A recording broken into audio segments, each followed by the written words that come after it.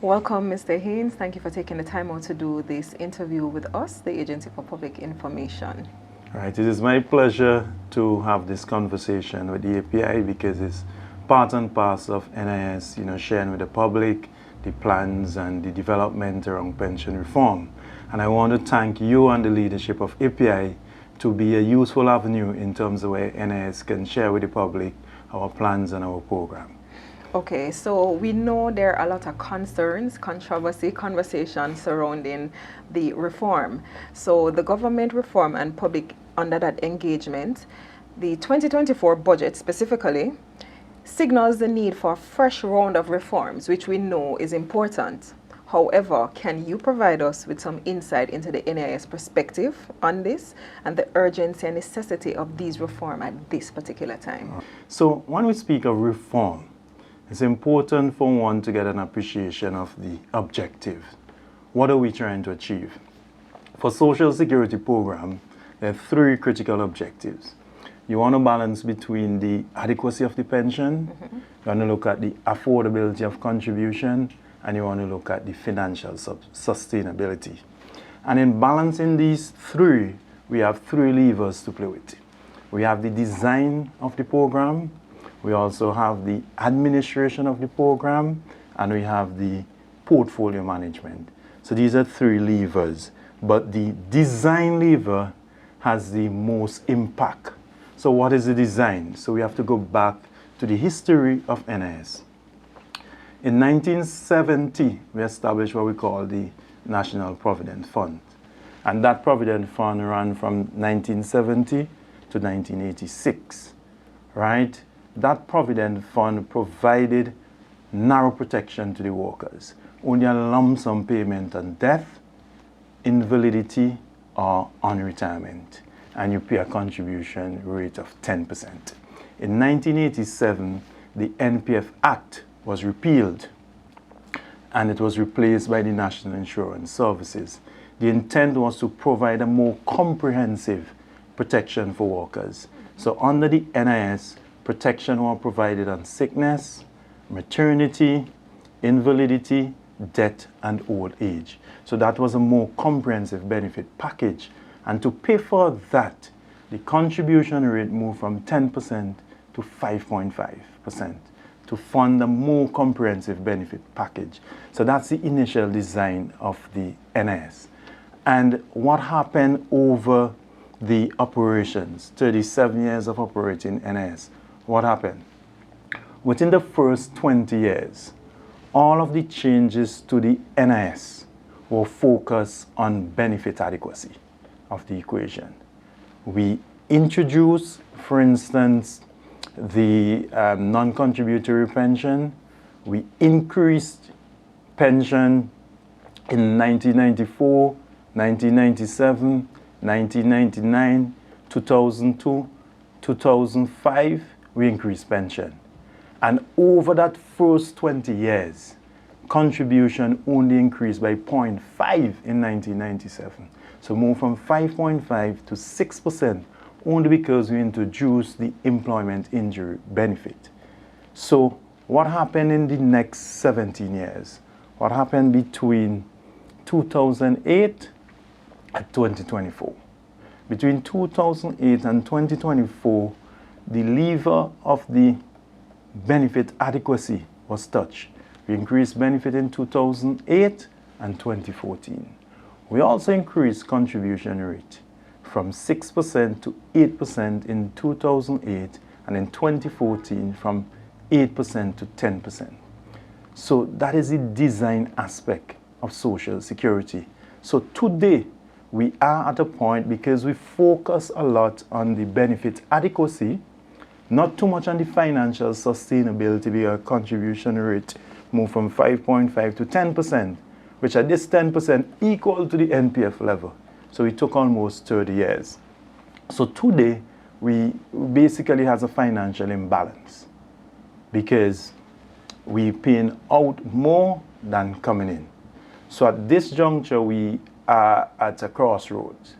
We could either not reform, which is a low road, and create financial hardship for the people of St. Vincent, or we could reform and ensure that this safety net is sustainable and provide a reliable source of income for the workers of St. Vincent and their dependents.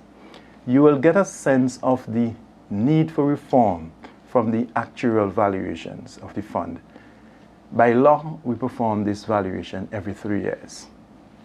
The last 3 actuarial assessments that determined the health of the plan indicated that the fund is in need of reform in order to make it sustainable. So the needs basically and the urgency born out of the key messages from the actuarial valuation report. And that's an independent report by a professional, right? And that professional we engage every 3 years to give us a sense of the health of the organization and also to give us policy guidance in terms of how we go forward to ensure this plan is sustainable. That independent person is out of St. Vincent? That independent person is out of St. Vincent.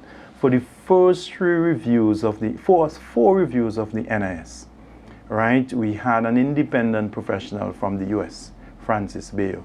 He performed the first, second, third, fourth reviews. Actually, the first review was done in 1992, 5 years after the establishment of NIS. And by law, we were supposed to do it every 3 years.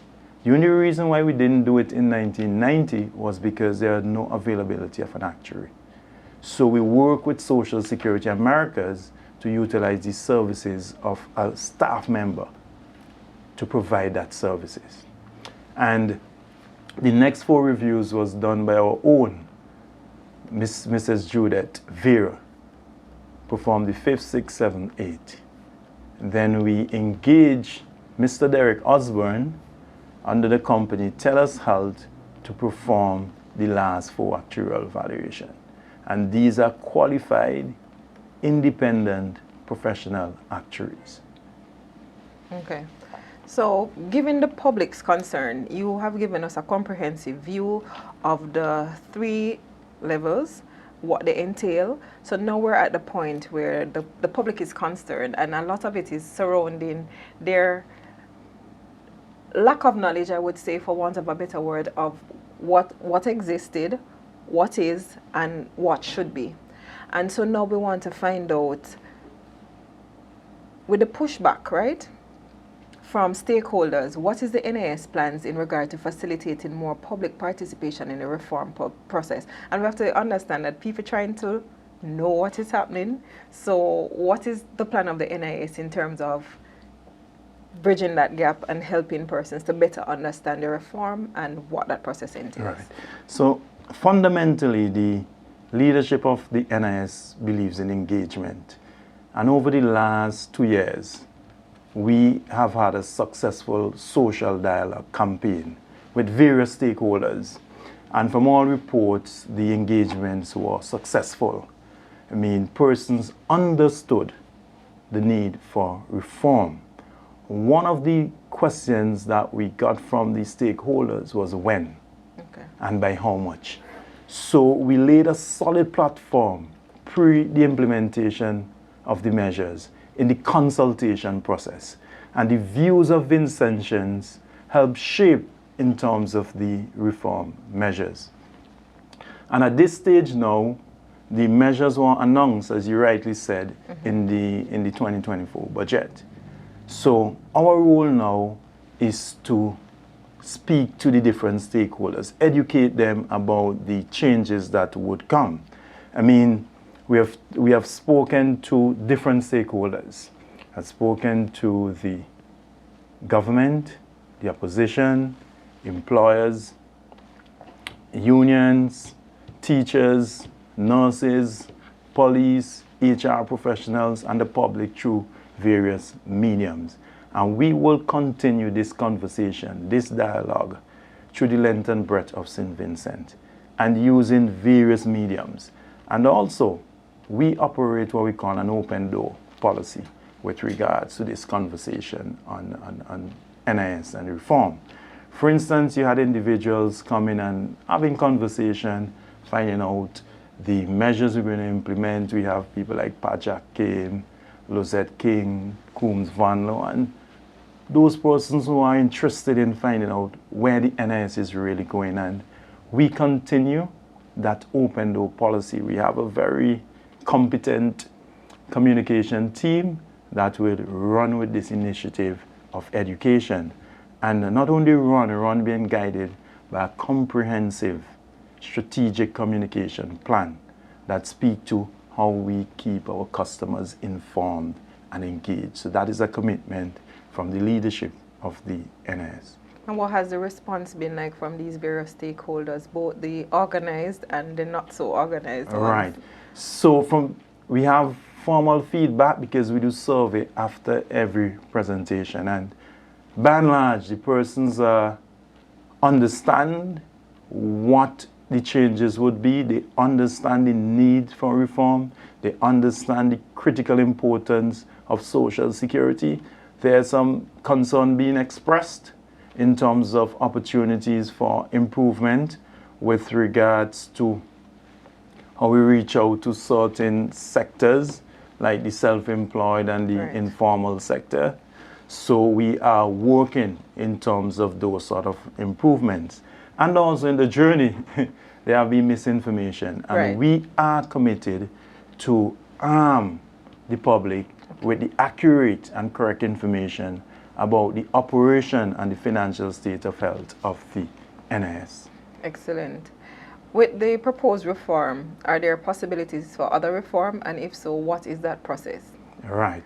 So reform is a process for Social Security. Okay. Just by our design.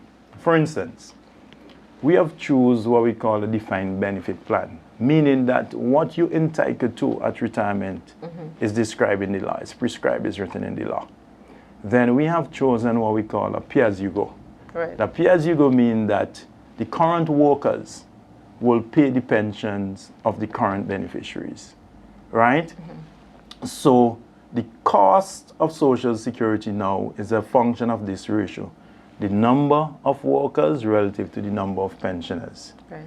And that ratio depends on how long someone would live, the fertility rate, if people migrate, the economy. Right. And those variables are uncertain. Correct. So clearly we could see reform being an ongoing process. Okay. And also, the way we fund Social Security is yes by the contribution, but we also fund it by investments. These funds are invested in the local, regional, and international market. And the financial markets are impacted by the economy, they're impacted by climate risks, they're impacted by geopolitical tension, conflict, and so forth, and so on. So the environment changes. So therefore, the changes to Social Security is an ongoing thing. At the end of the day, you will perform the assessment to ensure that there is balance between the benefit adequacy, contribution affordability, and the financial sustainability.